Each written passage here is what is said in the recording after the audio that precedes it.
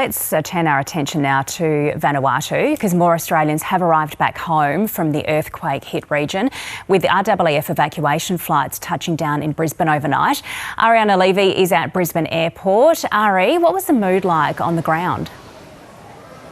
Yeah, good morning, Emma. Well, there were tears of joy, and of course it was a bit of mixed emotions, from relief to also concern to those that still remain overseas. But about 138 Australian citizens and their immediate families touched down here in Brisbane last night after spending days stranded in Vanuatu following Tuesday's disaster. Now, of course, Brisbane's International Airport welcomed the arrivals. The first flight touched down here at about 6 p.m. local time, the second flight touching down at about 9 p.m. local time.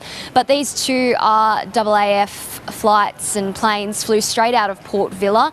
It comes after Vanuatu's airport still remains closed after it suffered significant damage following that powerful 7.3 magnitude earthquake that struck the Pacific island nation. And really, it's left so much devastation in its wake. In the days that have followed, there have been several aftershocks, as well as the death toll continuing to climb. And still, there are Australian teams that remain on the ground in Vanuatu, working closely with local authorities as they continue to gather pace in their rescue and recovery operation. Now, several people that did return home last night we spoke with, they described the harrowing moments that they were told that they needed to flee to higher ground after the earthquake, and fears that a tsunami could even follow. Many of them have said that they've never felt so scared in their lives. We sat up on a hill for like 4 hours because they said normally a tsunami would come. But we are lucky.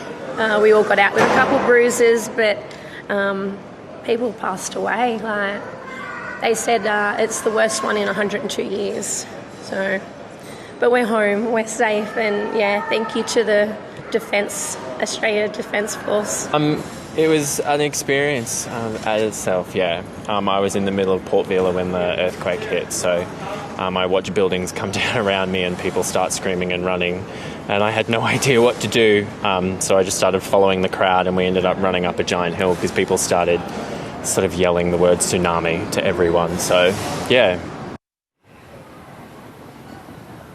Now, DFAT have confirmed that there are 2 further repatriation flights that are planned to touch down here in Australia for today. Of course, as you can imagine, Australian embassy officials are working around the clock in Vanuatu to provide as much assistance as possible. The communication lines, including phone and internet, are still severely damaged, and infrastructure as well is sort of difficult to manoeuvre around. So a lot of them are having to sort of travel on foot to alert Australians in hotels about what the situation is, and to try and coordinate available seats on repatriation flights. So this is turning into a mammoth task, and we are expecting more updates in the days ahead. Ari, thank you.